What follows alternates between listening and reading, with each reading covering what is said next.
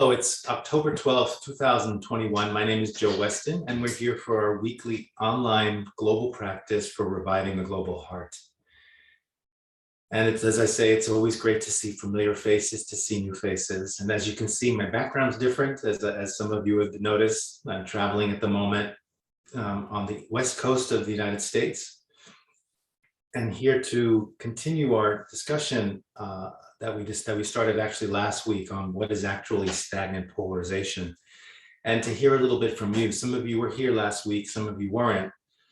So I'd like to review that, and the purpose of that is as we see what the whole point of the work that I've done all my life with respectful confrontation and fierce civility is to just acknowledge that we as individuals, we can see that we can have influence to a certain extent, in a sense, and that we're living in a world right now where it seems like so many external forces are bombarding us. And for many of us, it's causing us a large amount of anxiety and stress and maybe even a trauma response. And that we're seeing that on a personal level and a collective level. And the question is, where do we find our power in that? Do we just either consciously or unconsciously feel, well, we have no power in this, we're just victims to what is unfolding around us? I'd like to believe that that's not so. I'd like to believe that we may not be able in this moment to influence all of the things that are happening on this planet, but I'd like to believe that through practice and through awareness and through a diligent, slow process of moving forward, in a sense, we can see where we do have power now. And once we can establish where we have power now and really cultivate that, then we can actually extend that, our scope of influence, so that where we may never get to the point where we can be a world leader making choices about what's happening on that level, we can certainly feel that we have used our lives well, that we bring purpose and meaning to our lives, that we took the time to cultivate within ourselves our own personal inner power within ourselves. We've reached out to find people who share common values and norms and beliefs and traditions and a sense and mission, which the first part I call power within. The second part I call power with,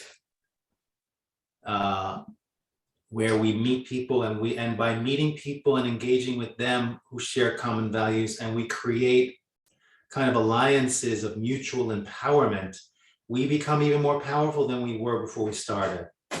And then from there, with this sense of new alliances, and hopefully creating new alliances, as you'll hear me say often, in surprising places, that if we break through the rigidity of who we see as friend or foe or stranger, there are so many people out there that we can start figuring out ways to cultivate relationship with, to create deeper alliances. And with this renewed sense of alliance and a new sense of empowerment, suddenly that power over structure, the structure that we feel like we have no power on the scales, becomes less weighty. And where we may not have total power, we have shifted the balance of power. And with this renewed sense of power with those that we are aligning with, then we are more empowered together to what I say the third part of this process is called power to be able to reach out to those who don't have the privilege or the opportunity to do the practices that we do, to take this time and to support them, to find ways to create not only for them personally, that they can create more more opportunities of equity and equity of resources and information and power, in a sense, and opportunity. But that with this new renewed alliance, we can actually shift systems that actually are more equitable and create more opportunity for resources and information for those who are not able to access that right now. So that's a process that I do, and I'm training people to understand how can we shift personal transformation to cultural transformation. And it starts with the self, and it starts with this idea of Where do I have power today? And what can I shift today so that I can increase my scope of influence? And as we talked last week, and as we do in this practice, one way we can do that is cultivate resilience. The more resilient we are, and it's not enduring, but that we're able to actually meet the challenges with finesse, with grace, with skill, with new and innovative ideas, without burning out and without getting reactive. So there's the resilience part of the practice, and as always, and there's the fierce compassion part of the practice, which is to be able to hold more people in our hearts that we can love, that we can support, that we can have compassion for. And that part of that fierceness is to have the courage and the skills to meet people who have different views and different ways of thinking, seeing things, that may even be reactive in that, and still make sure we don't get harmed in that process. And at the same time, we don't get reactive, so that we can stay in our hearts and call more people to their hearts. And as we engage from one humanity within ourselves to the humanity of another, then we can see that new solutions can emerge. The other fierce part of it is that how do we think that we're going to eliminate external polarization if we're not looking at our own internal polarization, and how we are still stuck in our labeling and othering and all of that. And it's not that we're bad or good. It's simply the process of doing this just simply makes you more resourceful and skillful and powerful when you're no longer limited by the mental constructs you're creating, or we are creating, by this labeling. So this whole practice of understanding the rigidity that we still hold on to, and it may not be external, it may not be on the top level, but the deeper, subtler levels and the more subtle parts of our brain, our reptilian brain, our reactive brain, our fight, flight, freeze response. When we see someone, remember we talked about silhouettes, who represents what you would consider your adversary, and that you instantly go into that response when you see a certain flag, or you hear a certain slogan, or just think of a certain leader that just instantly triggers in you that response. And that's not good or bad. It's simply, how can we even get to that level? So we had this discussion last week where I brought up, what is actually stagnant polarization? And that we discussed that, in a sense, it's putting two things together that don't necessarily go together. Remember, we talked about that the way I look at it is you have binary. That binary is simply taking two things and putting them together, like an apple and an orange. It's just a choice. So that's one definition we're trying to distill out. The second one is what's duality? And very quickly, we can spend years on this, but duality is simply the idea that when you take one concept like up, then up can only exist if down exists, and down can only exist when up exists. As soon as you create up in your mind, then you have to create a down. That is duality. That seemingly on a mundane level, one can't exist without the other, and that the whole practice of many Eastern practices is to see that within that, the up and down, the duality of that, there is a whole other realm which transforms that, which takes us out of our mundane mind into a higher level of perception and awareness. But that there's nothing evil or bad in duality. Simply, literally, from the perspective of direction, if you as soon as you say right, there has to be a left. As soon as you say forward, there has to be a backward. That's really what duality is. They're not pitted against each other. They simply actually coexist with each other and are codependent on each other. Then you have polarity, which is basically just a biological scientific thing, which is basically there's a negative charge and a positive charge. And that again in itself is very healing and healthy. And actually, without polarity, without a negative charge and a positive charge in our cells, for instance, or in any cells, we wouldn't have a universe. So in a sense, it's a necessary part, and that the negative and the positive actually are always in a beautiful dance with each other. a beautiful dance of repulsion and attraction, and there's a friction in that.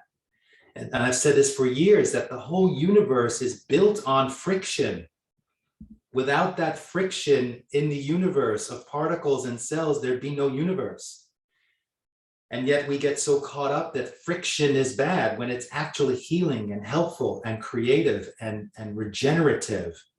And that's where new life and new solutions can emerge. So polarity in itself, again, is not causing the issue. However, polarization, stagnant polarization, I believe, is when you take two forces, two things, like an apple and an orange, that don't necessarily have opposition with each other, and you create an artificial opposition to it. An example I used is pro-choice and pro-life. They're both pro something. They're both a positive charge towards something. Now, whatever your views are on that, that's a whole other issue.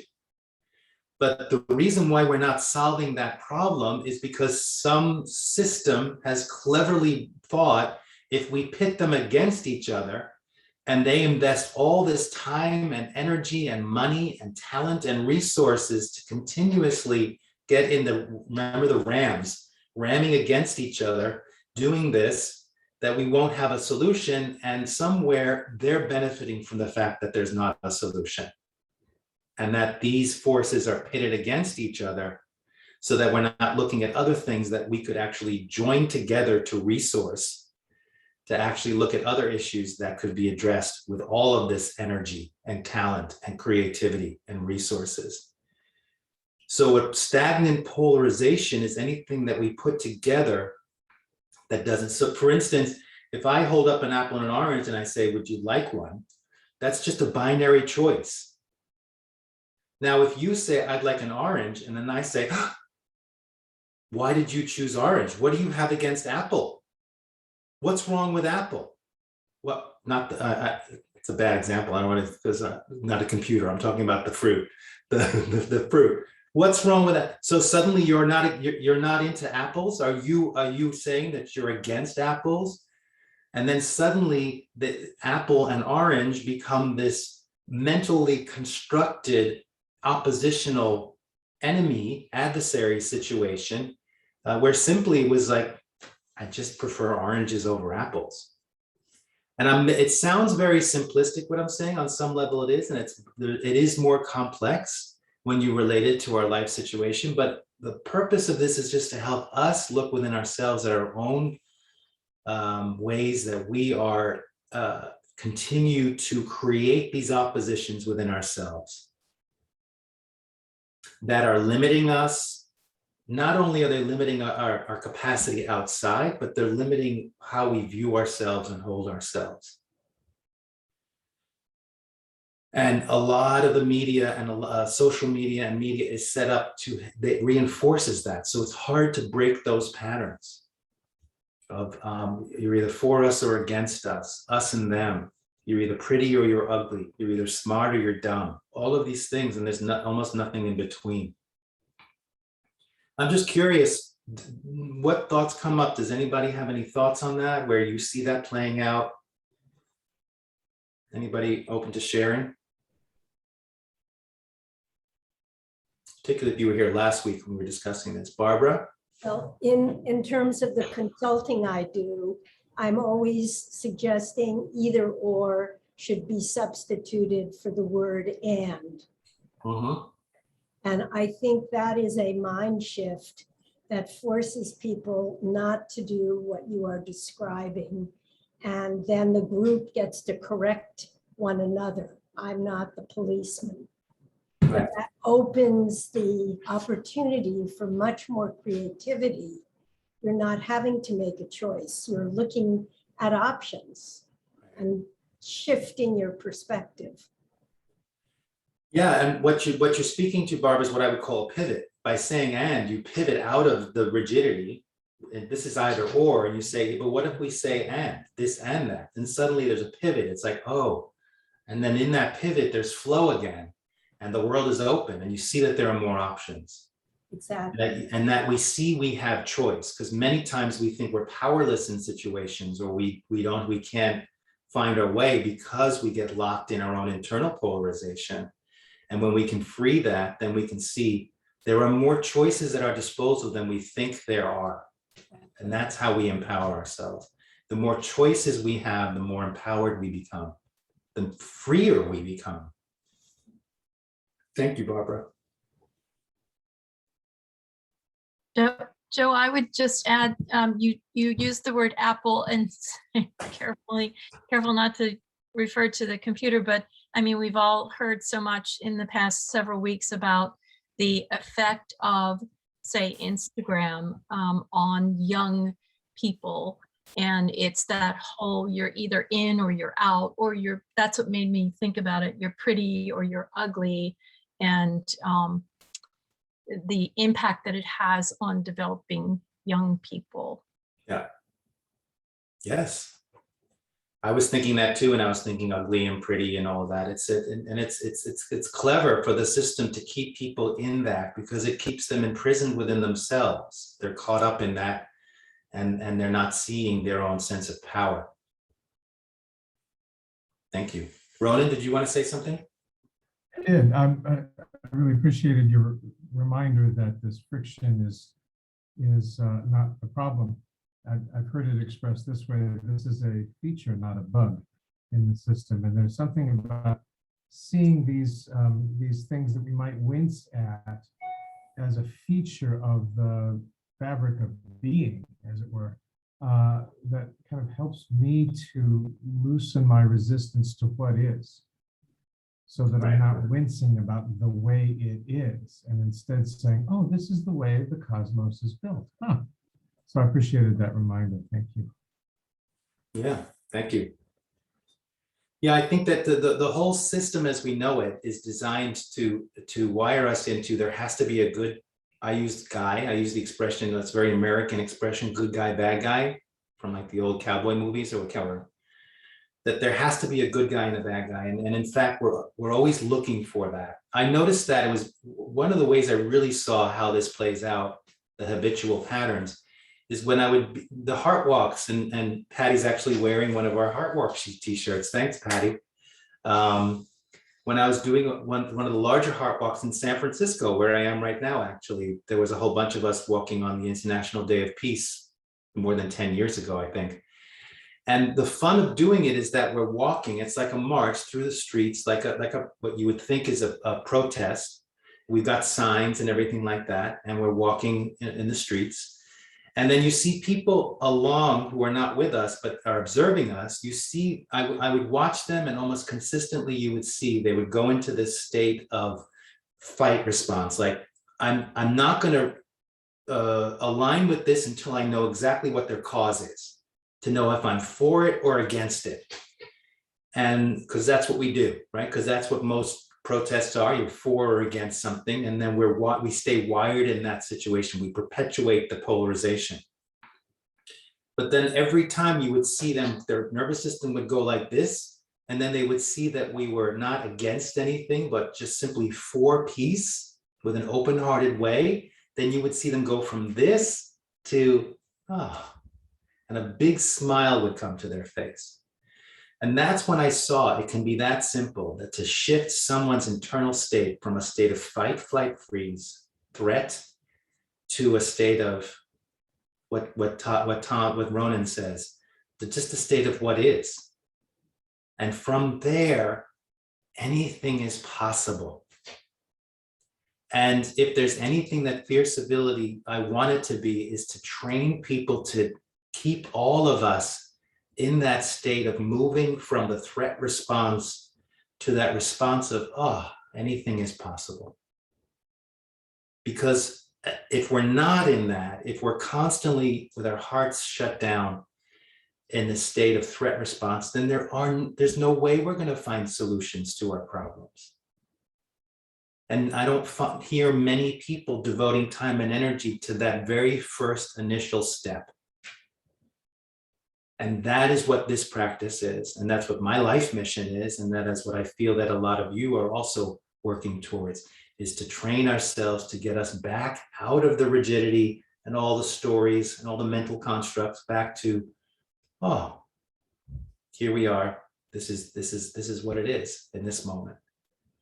Now let's build from here. So with that, I'd like to guide us in our practice to do that. Finding a way to sit where your spine is straight.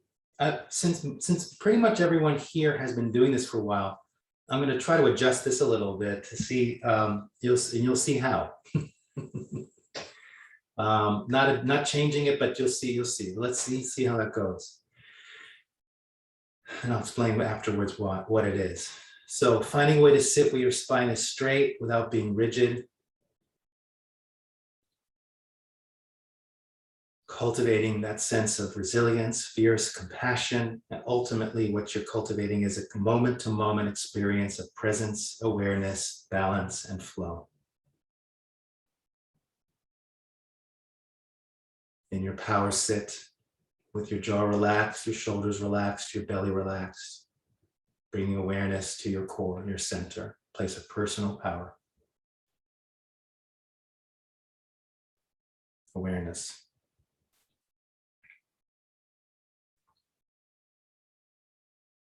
From your center, become aware of your anchor points, the parts of your body that are connecting with what you're sitting on the floor. Training yourself to drop in and be held.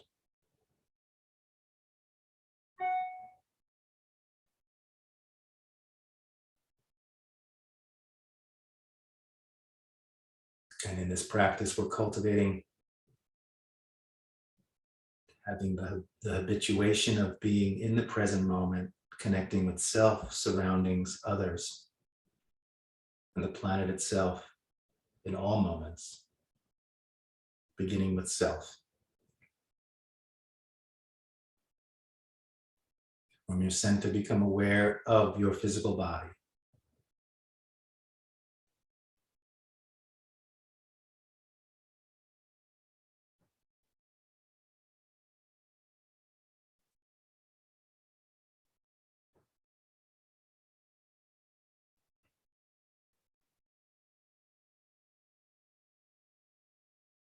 From your center, become aware of your emotional body.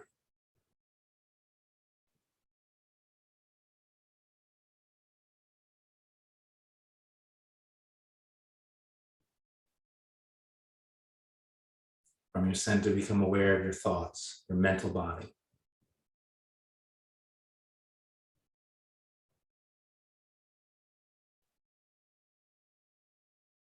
Maintaining a connection with your personal power, your core, bringing awareness to your heart, the middle of your chest, your heart power. Becoming aware of that part of you that has connection with something larger than yourself. From that place, become aware of your connection in this moment to something larger than yourself.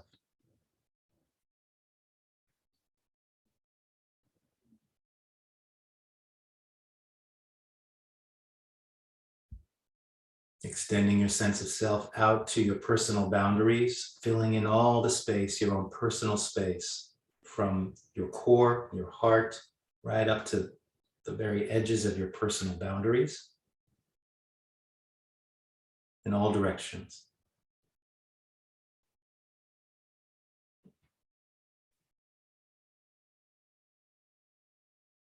With this awareness of self, take a deep breath.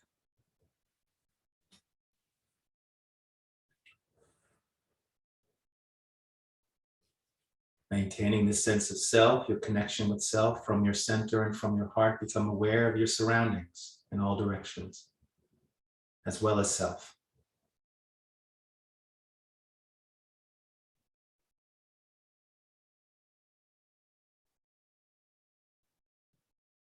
With this awareness of self and surroundings, take a breath.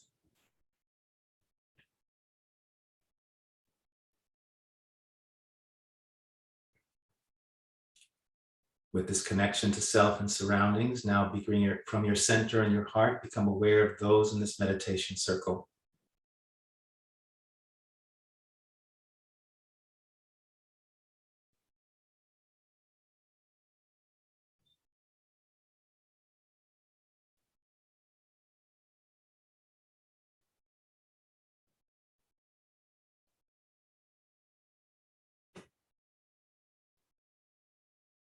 With this awareness of self, surroundings, and those in this meditation circle, take a breath.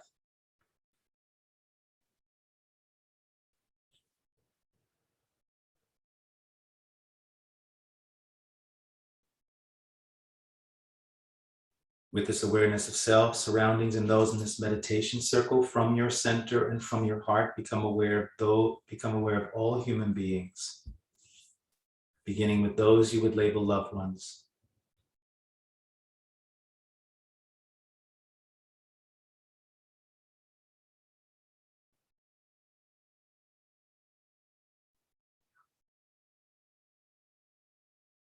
From your center and from your heart, become aware of those human beings you would label stranger.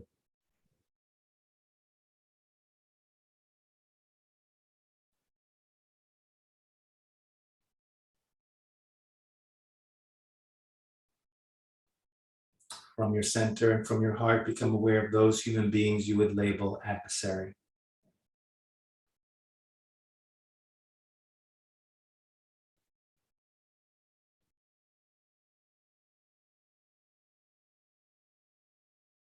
And as you now engage with all human beings, your loved ones, strangers, and adversaries, as you, in a sense, hold connection with them, shifting this idea of loved one or stranger to loved one and stranger. Shifting the notion of stranger or adversary to stranger and adversary.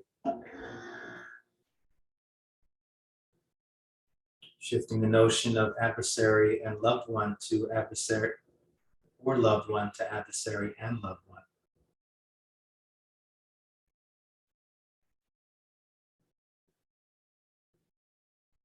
Shifting the notion of me or all human beings to me and all human beings.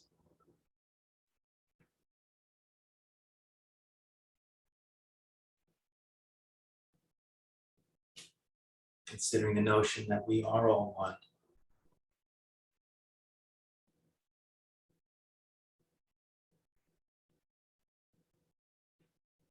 And that any friction we have is simply for the benefit of growth, development, innovation, healing, reconciliation, and an empowered commitment as the global family, the global heart, to heal this planet and all creatures on it. Solidarity.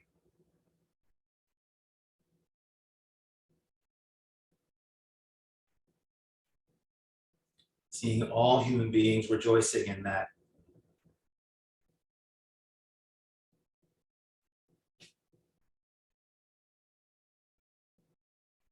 With that sense of rejoicing, allowing all human beings to flow into your heart. All are welcome.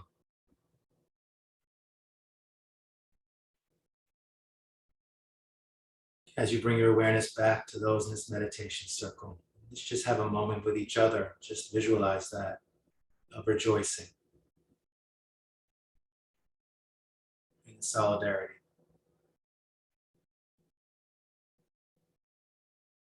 Allowing those in this meditation circle to flow into your heart as you bring your awareness back to your surroundings. With love and spaciousness and possibility, allowing the entire human family to flow into your surroundings. Your surroundings flowing into your heart as you bring your awareness back to yourself. And with this sense of expansion that you might feel with the efforts of this practice, just affirming in all parts of your being a big affirmative and in all parts of yourself.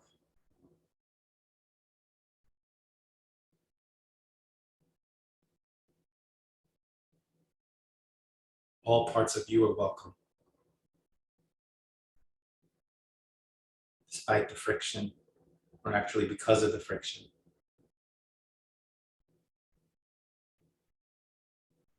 Allowing the efforts of this practice to flow into every single cell, energizing and enlivening your cells, flowing into your organs to nurture and heal your organs. And let this practice flow and seep into your nervous system as a way to, it's like pressing save on the computer to remember this. Creating those neural pathways.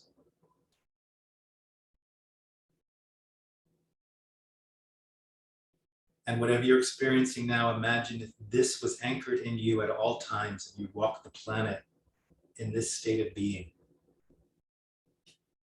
And the question would be, why wouldn't you? Why couldn't you?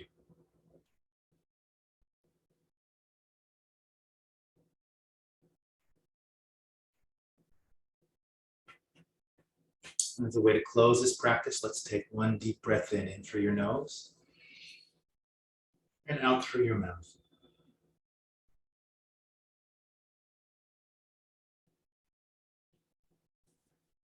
Opening your eyes, looking around, stretch your body.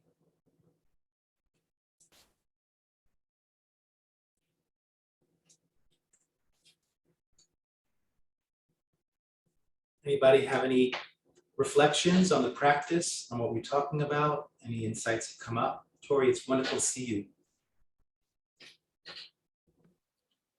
Thank you. It's wonderful to see everyone.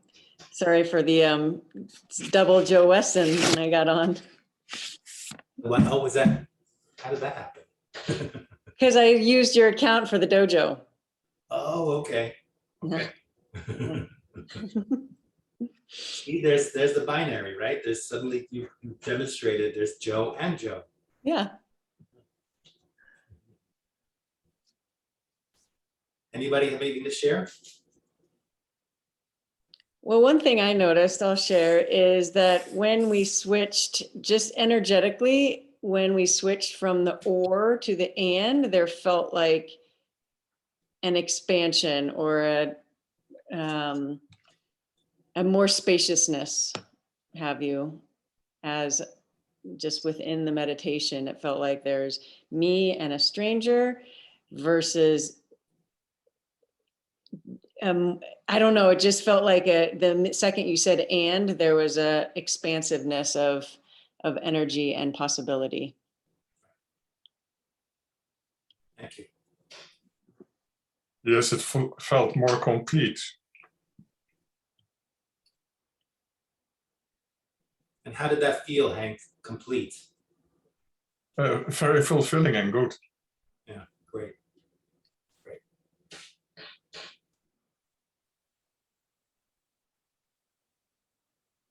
So many of us suffer, we're concerned that if I take all human beings in my heart, it's gonna be a lot of pressure and responsibility. It's gonna exhaust me. It's like then I'll experience compassion fatigue. And that could be so, but what you just described, Hank, is that you can take all human beings in your heart and it felt fulfilling. It felt expansive. I had a bit of the opposite experience, I think, when you offered the invitation, I think adversary and loved one.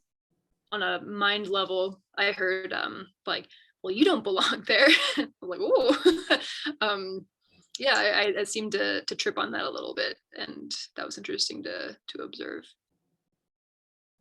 So here's a fun game to play in that, Patty, is that instead of saying I tripped on that, to say there was a part of me that tripped on that. Mm. Because there's a part of you that doesn't trip on that. There's a part, I don't know you well, Patty, but I know what I know of you. There's a part of you that has space for everyone, every being in your heart. Would you see it that way or not?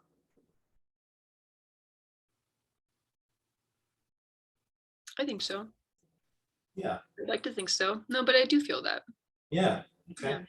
So in a sense, it's not accurate to say that I tripped up on that. There's a part of you that tripped up on that. And that's the beauty of this practice, is to catch those parts of us that are still holding limited views around all this. And when it shows up, to love it and bring it into the part of you that does have a heart that's able to hold all beings. Mm. that's a part of you that still has, we all do this, so I'm saying you, but that's the purpose of this practice, is wherever we're still limiting our capacity to open our hearts to others, to not fight it or need to fix it, simply to help it see that it's an, I would say, holding outdated views. Certainly, yeah. Thank you, that's helpful. I'll play around with that. I really, Joe, Yeah, I really like this tripping. Takes me back to the 70s. But without drugs. And we just had a big family gathering this last weekend. About 10 or 12 were all together in our house over the weekend. And we lambasted one of our family members who wasn't there, who happens to be a Trumpian all the way. And I'm thinking that there's got to be a way to just open up, and where we can just find things that we can agree with her about. But it's the challenge. so here's the thing. In fact, I just wrote an article about this. So I wanted to let you know, I've been asked, there's a publication, an online publication called The Fulcrum, which is associated with this huge, beautiful international organization called the Bridge Alliance, which supports and unites hundreds of individuals and organizations around the country that are devoted to depolarization and bridging the divide. So Bridge Alliance and the Fulcrum. And I've been asked to do an advice column on the Fulcrum called Ask Joe. So please, if you have questions around this, please go to the Fulcrum and submit questions. So I just, and if you go and you look at the latest post, Bob, you'll see that this kind of question came up. So there might be some insights for you there. Thank you, Patty, for putting the link in. And I would say that if your strategy is to find a way where you can find a way to agree or disagree with this family member or person, it's going to be a lot of hard work. Whereas I would say the strategy could be, how do you get back into heart connection with them? That the goal, that we're so stuck in this moment to try to convince people with different views that they're wrong or that they should think things differently, as opposed to simply, hey, we love each other. And there's so much where we share common values and common history. Let's get back to that. I don't know if that resonates, Bob, but yeah. What do you think of that? It's worth a try, that's for sure. But yeah, it's very helpful. And I'll check it. What's the website again? The Fulcrum? I wrote it down. And we got it. All right. We've got the link in the, yeah. Thank you. So if you think of questions, please, or make up a question or tell your friends about it, because I think it could be a lot of fun. And I love doing stuff like that. But check out the article, the article. Ronan? Thank you. The practice, I mean, I felt this kind of the expansive first pressure. And one could say there's a part of myself, as you said, that wants this, so and can do it.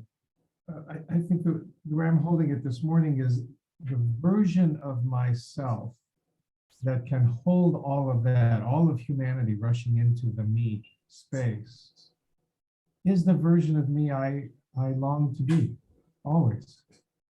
So it's really not so much who do I have, what do I have to do, who do I have to be?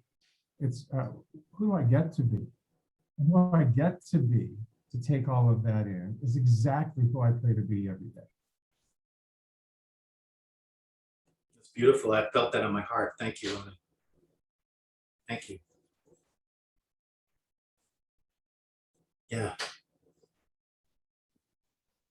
To me, it almost feels like a place of suspension.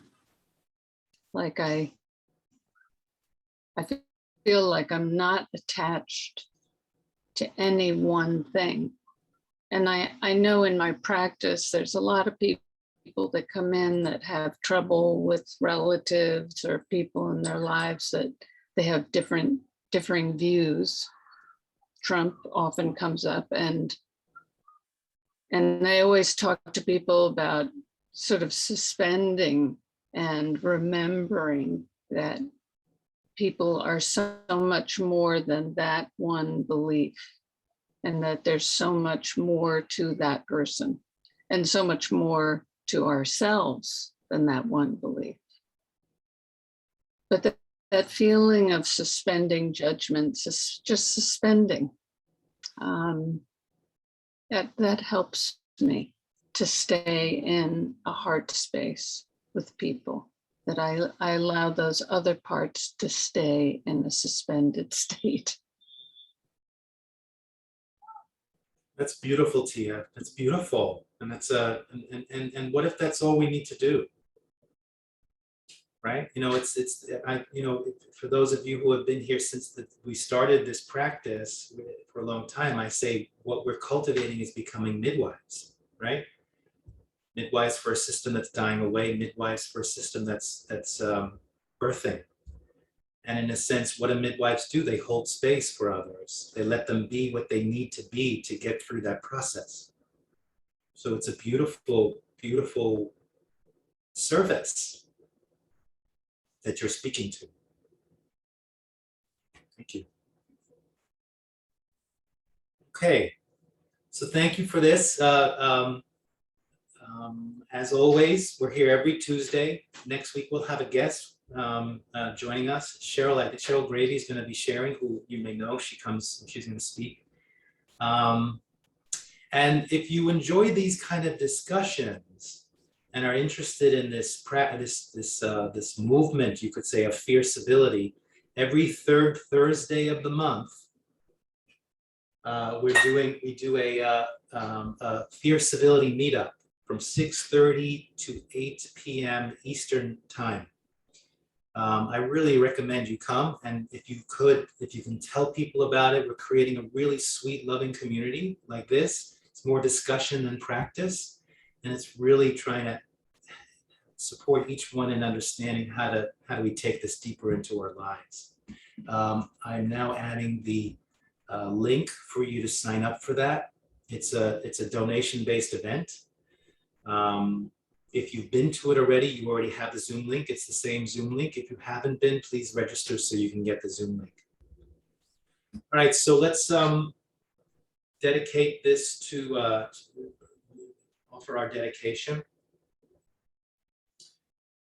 to with the benefits, the energy that we've created with this practice. May all beings on this planet, may the human system on this planet shift into one that is an and system as opposed to an or system, where everyone has space for opportunity, for resources, for information,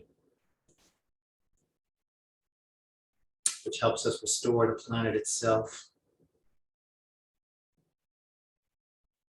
May all beings on this planet have enough fresh water to drink and food to eat. And may all leaders and governments govern from a place of wisdom and compassion as opposed to fear and greed. Okay, thank you. Be well. And see you next week. Thank you, Joe. Thank you, Joe.